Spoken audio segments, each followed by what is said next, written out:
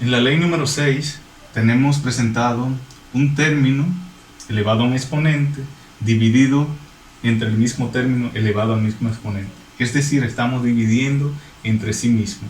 En esto conocemos que si dividimos un término entre sí mismo es igual a 1. En este caso tenemos 2 a la 4 dividido entre 2 a la 4 es igual a 1.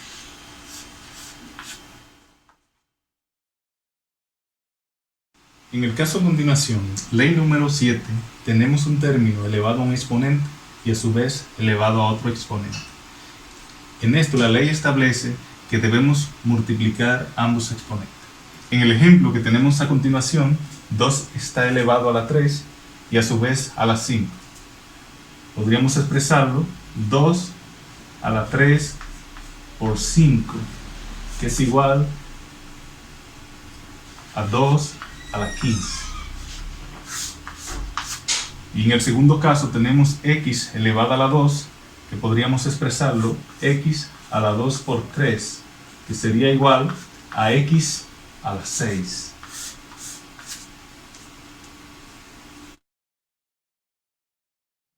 En la ley número 8 presentamos dos términos multiplicados y a su vez elevados a un exponente. Esto quiere decir que ambos términos están elevados al mismo exponente y a la vez se multiplican.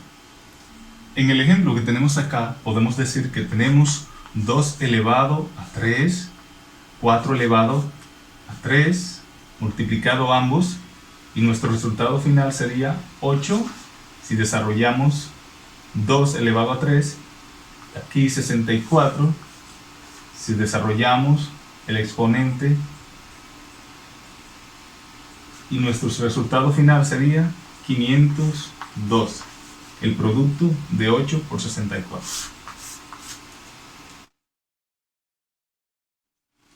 En la ley número 9 presentamos un ejemplo similar al ejemplo anterior, a diferencia de que aquí estamos dividiendo. Al igual que en la ley anterior, cada término puede elevarse de forma independiente. Podemos decir que tenemos x a la n y y a la n, x sobre y a la n.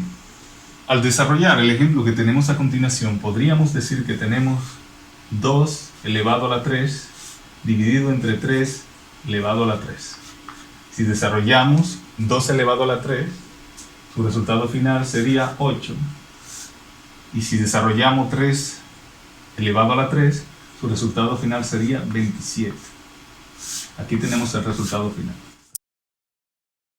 A continuación presentamos la ley número 10.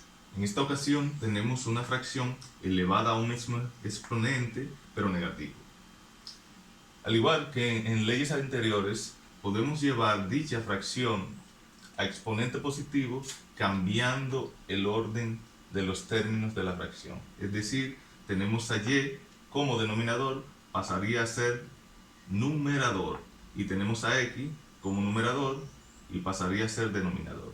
En el ejemplo práctico que presentamos a continuación, tenemos a 3 cuarto elevado a menos 2.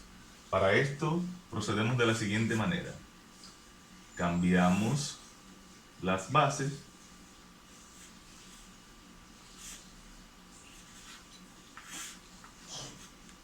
y al final de todo podemos expresar dicha fracción elevando cada término al exponente indicado. Sería 4 tercios elevado a 2, 4 elevado a 2, 3 elevado a 2, y si desarrollamos tendríamos que 4 por 4, 16, y 3 por 3, 9. Y aquí tenemos expresado el resultado de dicha fracción.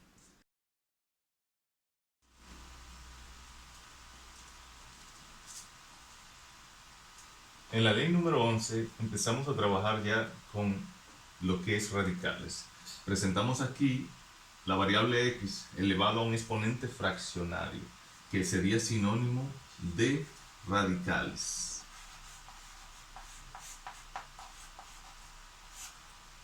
Cuando tenemos un término como este elevado a un exponente fraccionario,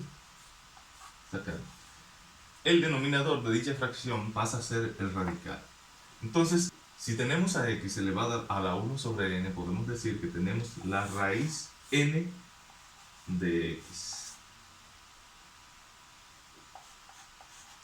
La pregunta sería, ¿qué pasa con el 1 que tenemos aquí? O el numerador. El numerador permanece como exponente interno en el radical o externo. Aquí lo podríamos expresar de la siguiente manera: raíz n de x elevado a 1, y al final de todo tendríamos el mismo resultado porque el exponente 1 no hay necesidad de marcarlo porque no agrega nada a la expresión. Dado el caso que estuviésemos acá x elevado a la 2 tercio, tendríamos expresada la raíz cúbica de x elevado al cuadrado. En el ejemplo práctico que presentamos a continuación tenemos 3 elevado a la 1/5. Si lo expresamos, tendríamos la raíz quinta de 3 elevado a 1, pero no hay necesidad de expresar el 1. La ley número 12 es muy similar a la ley anterior, a diferencia que aquí presentamos la base con un exponente fraccionario negativo. La pregunta sería, ¿cómo podemos llevar dicho exponente a ser positivo? Bueno, en leyes anteriores pudieron ver varios procedimientos relacionados a esto. En este caso, debemos proceder como en los ejemplos anteriores. Tenemos el 1 aquí como denominador, que no se marca porque no es necesario, y pasaría a ser denominador en la fracción. Y el numerador, que es x a la menos 1 sobre n, pasaría a ser denominador x a la 1 sobre n. Aquí lo tenemos. Entonces, como ya conocemos qué pasa con una base o un término elevado a un exponente fraccionario, tendríamos la expresión que está acá a continuación: 1 sobre la raíz n de x. En el ejemplo práctico que presentamos a continuación tenemos 4 elevado a menos un medio. Primeramente procedemos a llevar el exponente a ser positivo y tendríamos aquí, recordando, un 1 como denominador que no se marca y pasaría a ser el numerador. El numerador pasa a ser denominador y tendríamos 4 elevado a un medio positivo. Recordando, el denominador del exponente pasa a ser el radical.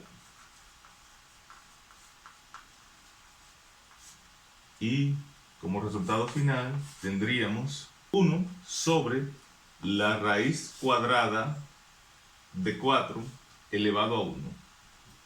No hay necesidad de marcar el exponente 1 y tendríamos 1 sobre la raíz cuadrada de 4, que es 2.